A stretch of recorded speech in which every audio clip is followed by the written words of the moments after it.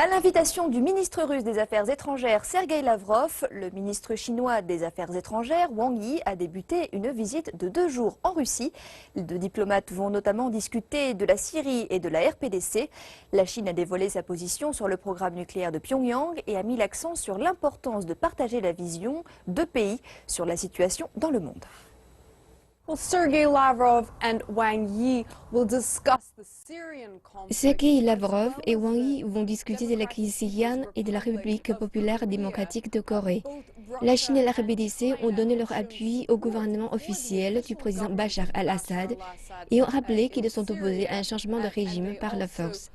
Mais contrairement à Moscou qui s'est impliqué militairement en Syrie, le gouvernement chinois s'est bien gardé de faire de même. La Chine a salué l'adoption de l'accord entre Moscou et Washington pour mettre un terme au combat entre le gouvernement syrien et l'opposition. Par ailleurs, la Russie et la Chine ont condamné les essais nucléaires de la RBDC qui aurait développé avec succès, selon certaines sources, une bombe à hydrogène.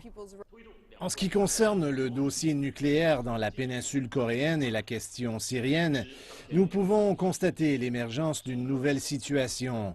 Un échange d'opinions opportun entre la Chine et la Russie sur les questions internationales et régionales d'intérêt commun aidera à renforcer la coordination stratégique et à maintenir la paix, la sécurité et la stabilité dans la région et même dans d'autres parties du monde.